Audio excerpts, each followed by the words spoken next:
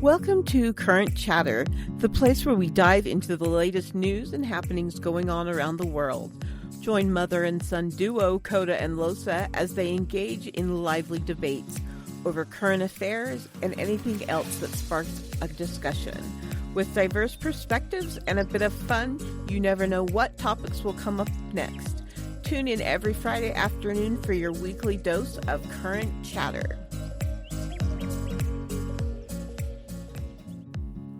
What's going on, guys? It's that time of the week again. It's Current Chatter with Kota and Losa. As always, I'm here with Mama. I'm good. I've had a rough week, but it's just really close to the holidays. I guess we're in the middle of it, aren't we? Aren't we considered in the middle of the holidays? Today, me and my therapist, we ran late today, so that's why I'm so behind. And we realized that I have been in therapy for 2 whole years now. Is that good or bad? That's crazy how time flies. It does fly by. The older you get, the faster it goes. You won't, like, when you're my age, you'll be like, what the hell happened? Where did it go? Exactly. But I was going to say, I have fully decided that I am not participating in Christmas this year. Oh, really? At all. I can't afford to. You and me both. So, like, we have a Friends Christmas coming up, and I don't think I'm going to go to the Friends Miss because I can't afford to get a white elephant gift or do anything. I just can't, I can't do it this year. So I'm not doing anything. We've had years where we've just been like, yeah, that's it. Nothing's happening this year. Mm-hmm. Yeah. I have told both of my partners that I do not want Christmas. I am not participating in Christmas. I will not be buying Christmas presents. If you guys decide to buy presents, you can give it to me on my birthday. I will not be opening gifts on Christmas. If you guys have Christmas gifts for each other, you guys will open those when I'm not there. I'm just not going to do it this year. I can't. You could still have Christmas. Still have, like, a really nice dinner and family time spent together. I'm sure we could, but yeah. I can't do it. I can't do it this year. I'm not doing it. I have unsubscribed to Christmas. Alrighty then. You have every right as an adult to do that. I will still wish people a Merry Christmas and all that, but I will not be part of it. I just can't. It's hard. And I have, like, when I was a kid, have I always had this disdain for Christmas because my birthday's right there? No. This is something new in your adult life. No. I think because we did such big Christmases that it was, like, too much for you guys, maybe. Because Justin just wants to do Christmas Eve stuff. He doesn't want to do Christmas Day stuff. I bought a bunch of bags this year. And people are just good. Like, if you're going to get anything from us, it's going to be in a bag of some kind. Do you remember the time that Dad tried to wrap a bow for me? No, I don't. But I can imagine how that would have taken off. It's just like he didn't even, like, close the ends. He just took wrapping paper and wrapped it around the bow, and I could just pull the bow out from beneath the wrapping paper. Right. It was like 2 rolls of tape all the way around it, 2 rolls of wrapping, but I could just still pull the bow out. Well, that makes me sad on your behalf that you won't be celebrating Christmas, but at the same time, I understand. Have you gotten your birthday present for me yet? No, not that I know of. I don't think so. Hold on. No, there's no extra packages in here. So usually around this time, the partners just stick packages that has my name on it in my room. But I haven't. No, I haven't seen anything. I was gonna say my favorite Christmas present, that one of my favorites that I ever got was my bow staff, because you guys, like, hid it in the tree. Oh. Do you remember sticking the bow staff through the tree? And Dad was like, you must not be a good hunter if you can't see what this is. And then I looked forever and finally found it and was like, I can't too hunt. But, like, and then I sat and spun it in the room, and you were like, you can't do this in the house. There was a lot of gifts that I gave you that you and Justin that couldn't be played with in the house. Yeah. For those of you who don't know, a bow staff is it's just a long stick. That's really all it is, and you spin it around your sides and above your head, and I thought I was cool as shit because I could do karate with a bow staff. Heck yeah. That or the cell phone, when you guys finally got me a cell phone. You were what, 17, you poor thing? And, like, I know, and then because you said I got a cell phone when I got straight A's, and I didn't get straight A's till senior year when I had like the easiest of easy classes. But still, that was the stipulation. You said I could get a cell phone when I got straight A's, and I was a junior in high school when I finally got my cell phone. When I think you guys were like, he's never gonna get straight A's, and I tried so fucking hard. But you did try, and that was the whole point. Like if you hadn't tried, yeah. I'll just never forget and now I see it so clearly. Is like you had handed me the little box that my cell phone came in, and Dad had pulled out his phone and started to call my phone in the box, and that was awesome. I loved that. That was like one of my other favorite gifts that I awesome. opened. Yeah. My favorite gift ever was your dad giving me the rocking chair. And then I had a gumball machine that I wanted so bad. Like I waited all year to ask Santa Claus for it and got it. And you still had that gumball machine up until we moved, right? And then the glass broke and you got rid of it. And now I could probably get parts for it, but back 20 years ago, we couldn't get parts for it. But it cost you more than the machine itself now. But yeah, that's the hard part with that stuff. So, do you know what brain rot is, Mama? It has to do with doom scrolling, right? Doom scrolling, yes. Doom scrolling, dumb trends. Like, I'm trying to think of a dumb millennial trend, but none of my millennial trends seem dumb because I was so into them. Eating Tide Pods. That was not a millennial thing. That wasn't a millennial thing. That wasn't. I think it was. Yeah, let's look it up right now. What generation ate Tide Pods? Gen Z, 2000 to 2010. So it was not a millennial thing. Okay, so that term brain rot comes from Gen Z and Gen Alpha. You know about the 6-7, right? Over it, Dakota. Are you over it? It's like 6-7. I'm so fucking over I'm it. like, me and your dad are like, what does that mean? And they were like, and people like to answer the question, what does that mean? They say to you 6-7 again. Only way I found out about 6-7 was from South Park. I had no clue at all what 6-7 was until I watched South Park, and I was like, this is dumb. That was one of those trends that made me go, what the fuck? What is wrong with people? What? Yep. Me and your dad haven't been able to figure it out either. And then we watched the South Park and laughed so hard because it was 6-7. 6-7. People at work are doing it now too, and then they're doing the awful Fortnite dance. And I can't say anything because I play Fortnite. Like I love Fortnite, but they're doing like an awful Fortnite dance while they're saying 6-7, and I just like it hurts my fucking head. But truly, 6-7. Absolutely has no meaning at all. Nothing. There's nothing. There's speculations that it came from a song, but there's no real orientation or legend behind 6-7. It is just true brain rot. And so that is the definition of brain rot, 6-7. I came across an article today that said the In-N-Out Burger franchise has gotten rid of the number 67 because of the trend. That's funny. An employee of one of the restaurants initially reported on Reddit that they noticed the ticket order system was skipping straight from 66 to 68, and the worker at a Los Angeles location confirmed to People magazine that the number was also removed. The removal comes after videos online shows crowds of rowdy teenagers and young adults waiting for the number 6-7 to be called and responding by celebrating boisterously. Oh, the 6-7 God forbid trend, you have boisterous celebration at your place of business. No. The 6-7 trend has no specific meaning, but is commonly believed to have orientated from a song Doo Doo 6-7 by Skrilla. Skrilla. Yeah, Skrilla. Skrilla. The term was dubbed dictionary.com to 2025 word of the year.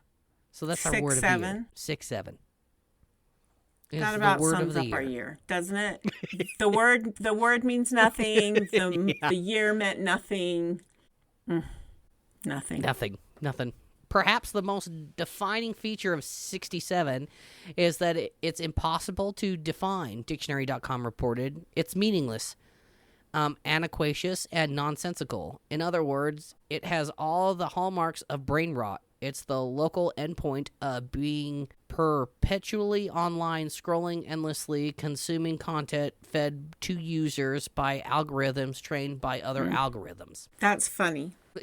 The article then goes on to say that the In and Out also took out the number 69. So it goes 66, 68, 70. 70, and then you're gone from there. But I just like 69 makes sense, right? 69 makes sense because out here in Colorado, you will have mile marker 68, and then you'll get 69.5 or 69.3, 69.7, 69.8, but you will never get 69 by itself. Because people do stupid stuff. Because generally people are idiots. Oh, absolutely, 100%. It's funny that you have that brain rot one. One of my articles was of that brand new law in Australia where you can't have social media if you're under the age of 16. First time it's been something like that has been happened in the entire world. What do you think of that?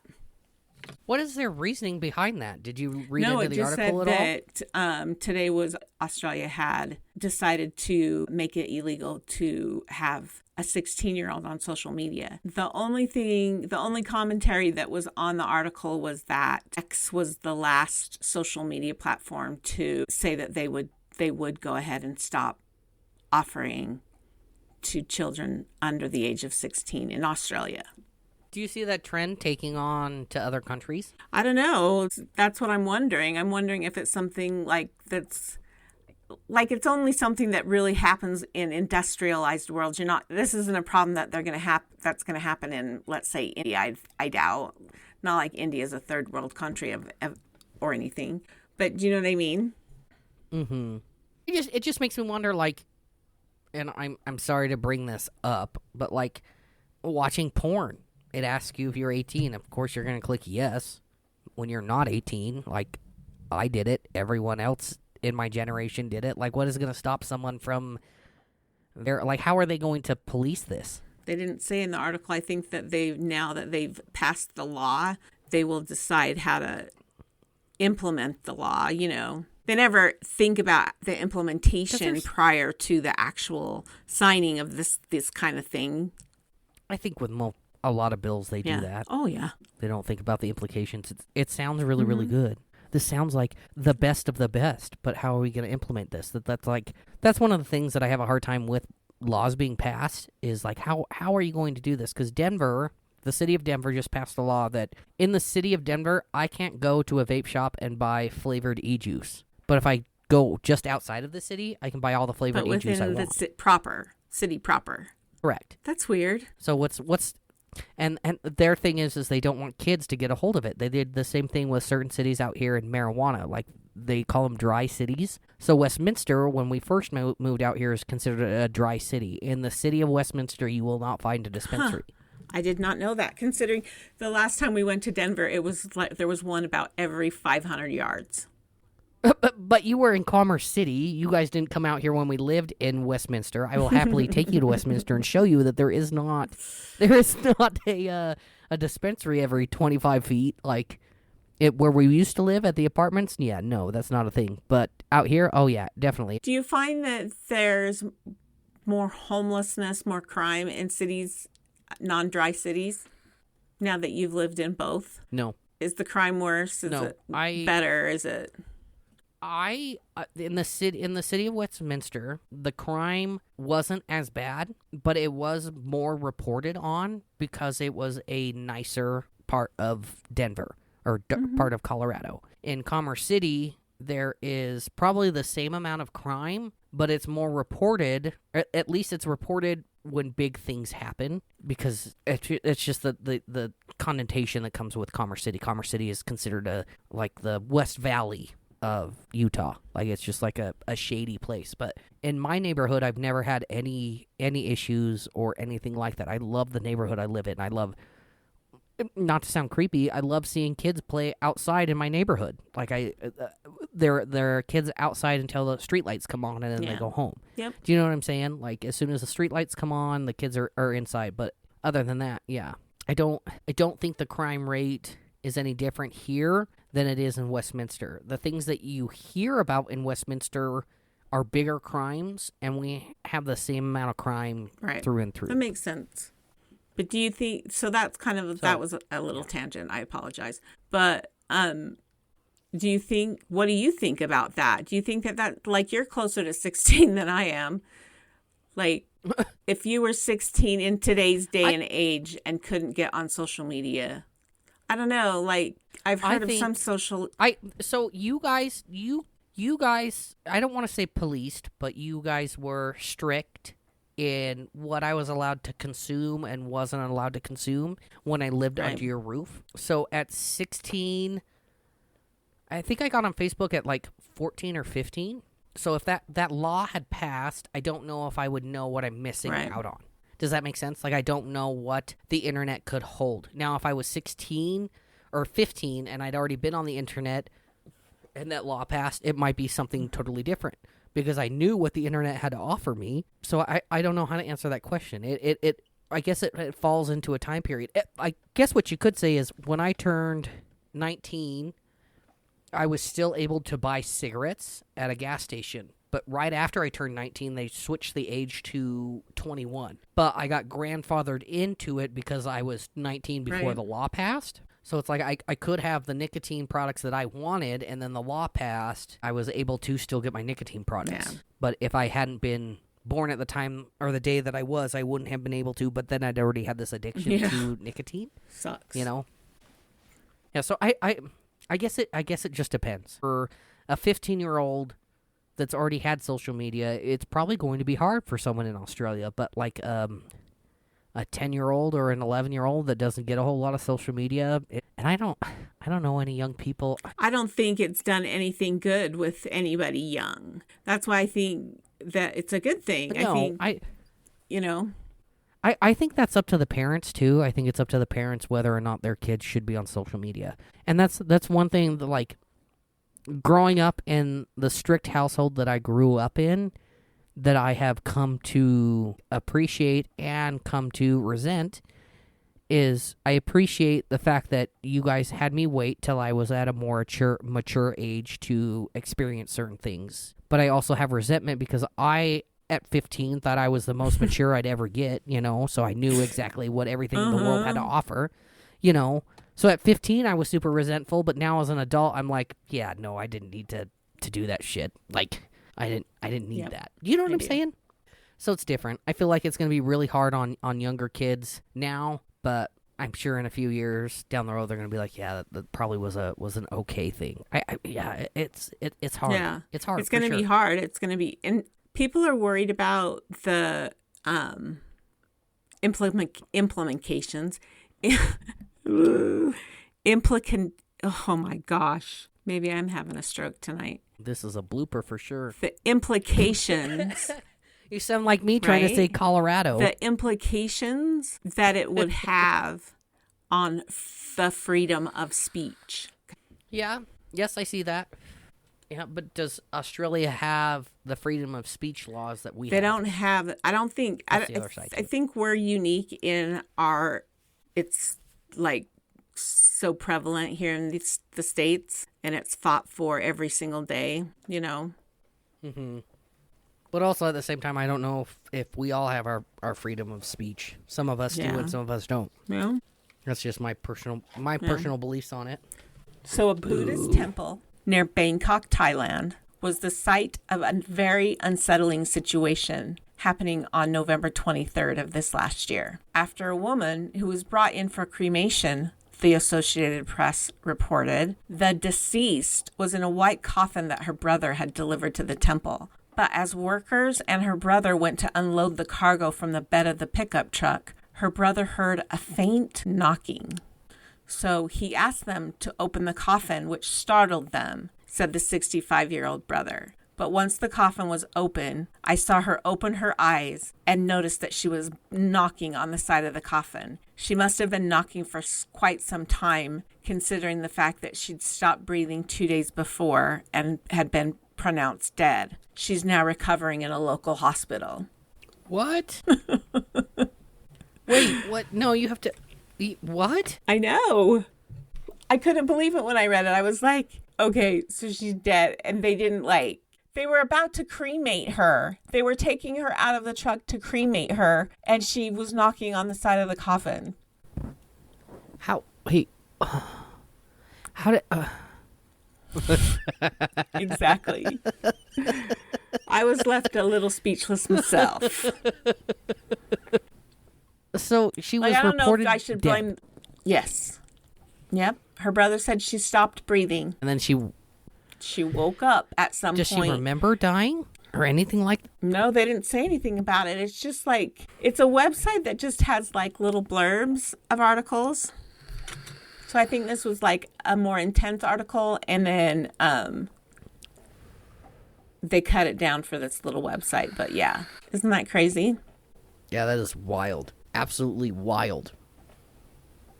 Wow. No, I guess how do you deal with that grieving process? Because you've already started the grieving process of everything happening. I don't know. What That do you would do at that scare point? me senseless. I'd be happy that your loved one isn't dead, I guess. Yeah, I guess. Well, what else are you gonna do? There's nothing you can do. Be happy that that you didn't Someone she didn't fall die. asleep or something. Ugh. Could you imagine? Oh, that would be a horrible way to wild. die. Being burned alive? Fuck yeah. Yeah. They say your eyeballs melt before you die. That's horrible. Yeah, How do that you is know one of that? my- Why do you know that? Because I'm on a lot of fucked up sites, Mama. You need to talk to your therapist about this. It doesn't seem healthy at all. That is one of my biggest fears, is suffocating to death or being burned alive. But that's still just suffocation, because you die from lack of oxygen. You don't die from being burned alive. Right? Oh, terrifying. That's Terrifying. Too much. Too much. When you go to a different country, do you look up laws or anything, or do you just kind of go with the flow of what's happening in that country? It depends on if I plan on breaking any laws to go to. Of course, if I plan on breaking a law, then I'm gonna look it up to make sure yes, this is Okay, that's fair. indeed illegal here too. That's fair. That's what I feel like a sane person would do. An OnlyFans star named Bonnie Blue was arrested in Indonesia for porn charges. She's accused of promoting her Bang Bus tour in Bali, which involved explicit content. OnlyFans creator Bonnie OnlyFans creator Bonnie Blue was arrested in Bali, Indonesia last week on suspicion of producing and distributing pornography content, allegedly violating the mandatory laws of Muslim-majority country. Besides her, 17 male tourists, including 15 Australians who have since been released, were also arrested, according to news.com.au. If found guilty, Blue may face up to 15 years in prison and in an fines Indonesian up to prison. Yes. Oy. Yes. And up to 6 billion rupees. With a B? Approximately, yeah, billion. Billion with a B. 6 billion. Approximately $541,000 US under Indonesia's strict anti-pornography laws. However, several reports claim that it will likely be deported. Police haven't released more information about her current situation. My thing here is, You play certain games, you win certain prizes. yeah, exactly. If you know you're going to a foreign country to film pornography, you should probably look up their pornography laws. Yeah, 100%. 100% agree with that. Don't you think? Yeah, that might be on my checklist of things to need to do. Be like, oh yeah, I gotta check those porn laws. My partner and I, when we get married, we plan to go to Australia for our honeymoon. Australia has very strict laws on certain medications that you can and can't take out there. And that medication is marijuana. They do have a medical marijuana license out there, but it is extremely hard to get. My partner can't eat or function sometimes without having that medication. That is what they use to be a human, basically. So we have to take that in consideration when we are traveling out there. But we know that because we've looked it up. For you not to look up because you were adulting, I want to feel bad oh for my, her. I'm gonna go out of the country. I should maybe know what I'm doing. Yes. I feel like if you know you're going to be doing something specific like that, you should look into it. You don't think anybody told her? You don't think anybody told her, you know what, this is a bad idea. Here's why. And just give her just a top 4 reasons. Like, I can just come up with 4 reasons why this is a bad idea just off the top of my head. I don't know. Number 1, because I'm porn only laws. getting... Number 2, it's OnlyFans. Number 3, what? I don't know the specifics. I will have to look into this more and let you know. But like, maybe she was doing a tour across this foreign country and she looked up like I don't know. I don't know. I think if you're going into any country and you know you may be doing something that is not, I don't know. I don't know. Because lawful? I looked up the policies for marijuana in Australia because I know that that's where Ren and I want to go, and I want to spend at least a month out there in Australia because I don't know whenever I'm going to get to be out there, but I can't expect my partner not to have their medicine for a full month. That's just not reasonable. You know what I mean? So I have actively looked into this. I'm actively part of watching this unfold for that particular country. Maybe if you got like I know that they say that you can do this here in the States. I haven't done any research and I'm just kind of speaking out of turn a little bit, but that if you got a sponsor because you were going to be there for over 14 days so that you could have your medications and stuff that you need while you're there. No, I haven't looked into that. And I say a month because like traveling to Australia from Colorado is the most expensive flight that you can get. It is the most expensive trip that you can take. So I know if I'm going to be spending one ticket is $5,000. That's one ticket, one way. I know if I'm going to be spending that amount of money, I am going to want to get my money's worth. And a 10-day trip is not going to be $5,000 worth of money. You know especially what I'm saying? If 3 days of it is travel. Like the 3 days out, the 3 days back. That leaves you 2 days. Yes. So you have 6. Yeah, exactly. It's just not worth it. And we want to go to the Great Barrier Reef, and I want to go volunteer with koalas and do all of this stuff that we can't fit into this small time frame. So I know when we go to Australia, it will be a longer adventure. So I know that there are certain things my partner's going to need. I don't know how long. What was her name? Bonnie Blue was in Indonesia. I just don't know. I just don't. They're probably waiting for a plane to land. They're on top of that kind of stuff. They're like, I just don't. We got a hot one coming in Concourse B. I just can't and maybe that's just me. If I'm going to a foreign country, I'm gonna look up laws that may affect me. Yeah, like being definitely 100%. Being part of the LGBT community, I would love to go to India. But the LGBTQIA plus community is so ostracized in India that I'll never go because of their religious beliefs. And it has nothing to do with the fact that I don't believe in their religious beliefs. I don't adhere to the I respect their beliefs and the way that they run their country. I can't go there because of the stigma that my community gets out there. I would love to go to India. One of my favorite foods is Indian food. I would love to experience authentic Indian food like that. Absolutely love it. But I won't go because of the stigma that my community gets out there. Does that make sense? Like I just know that's not one place I'm going to visit. Right. Yeah. I get it. But I wouldn't want to go where I wasn't wanted either. Exactly. 100%. I just don't. Why wouldn't you look up the laws? Why wouldn't you do that? Dakota, She's an OnlyFans star. I think that her bad decision making started a long time ago. That's not fair. Is it? Why Sex isn't it work fair? is real work. Sex work is real work. That's how that person pays for their mortgage. That's how that person pay. And I don't know any of Bonnie Blue's. I don't know fuck all about her. But maybe she has a child. Maybe she has other aspirations. But that's how she makes her money. What is the difference between the money that I make to support myself versus her money? She just is that porn with some people is a problem. Like alcohol with some people is a problem. Yeah. So I think that there should be I don't want to say more regulations around it because I don't think that I believe that. But what I do believe is that she should try to do something else with her life.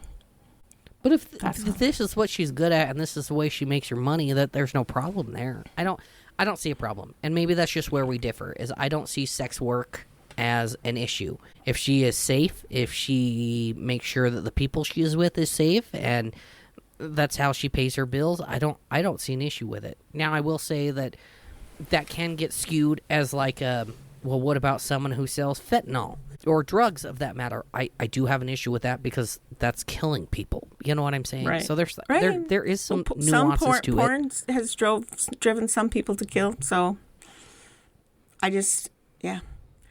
really think that you have to have made some bad decisions in your life, Dakota, honestly, to end up there. People that end up as sex workers are not the most mentally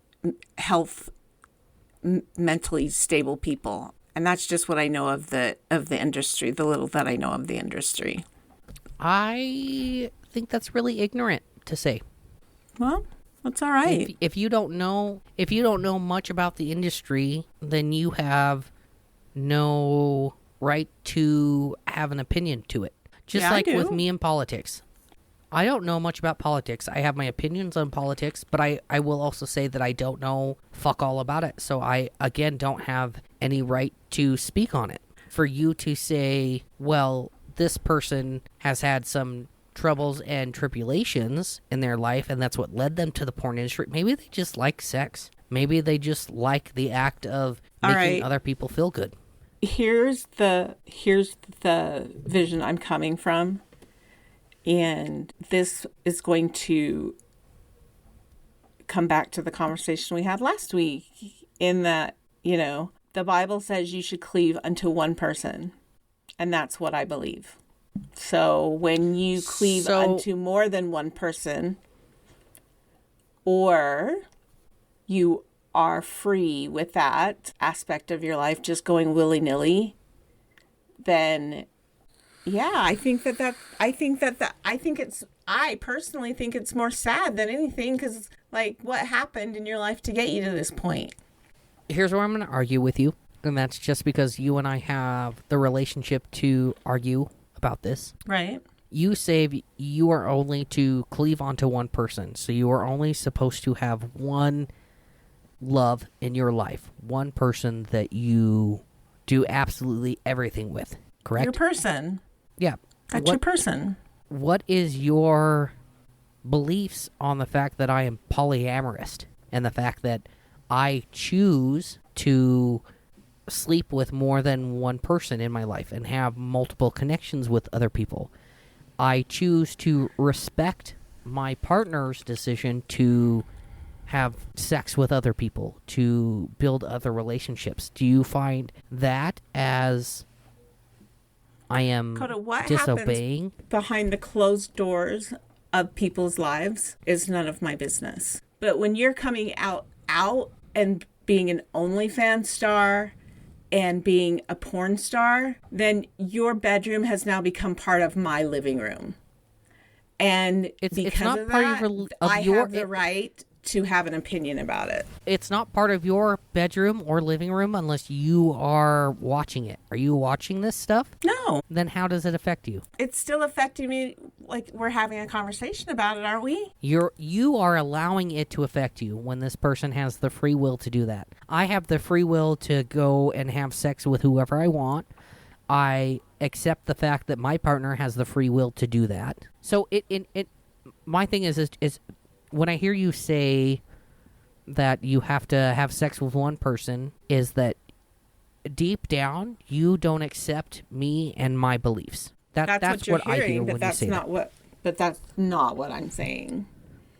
Kota, just because you choose to live a life that's different from mine, meaning that you're part of the LGBTQ crowd and I'm straight, doesn't mean that we can't still love each other. Mm-hmm. But does that mean that I don't disagree with some of your life choices? Of course I disagree with some of your life choices. But name one child who doesn't have that dichotomy with their parent, in that the parent thinks they know more and wishing for better things for their child. Does that make sense?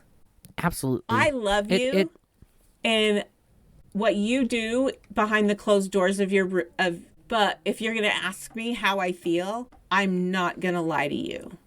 You always have respected extra partners I've had in my life. You have always treated them like family. So the next question I want to ask is, and even though I know the answer is, are you going to still treat these people like family? And I already know the answer to that is you do, because they mean something to me. Right. Exactly. Every person I've ever brought into my life, you have always treated with respect and kindness, because I love this person. Right. And I think that this highlights truly what the podcast is about, is that you don't agree with my life choices, but you still love me and respect me and the things that I'm doing. You don't agree with my life choices either.